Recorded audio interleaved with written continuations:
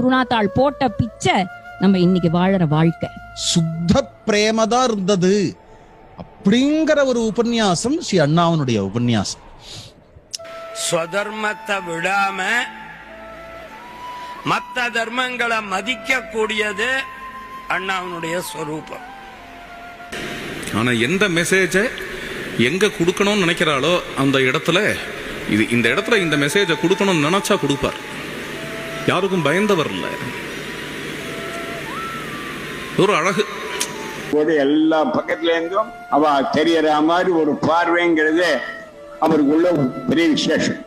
அண்ணா பகவானை பூஜை பண்ணணும்னு ஆசைப்படல, அந்த ராமர் அண்ணா பூஜை பண்ணணும்னு ஆசைப்படுற பிரிவு அப்படிங்கறதே கிடையாது. நம்மளை கைவிட்டு போக மாட்டா. நம்மளை போய் அம்மா குழந்தைய கைவிடுவா.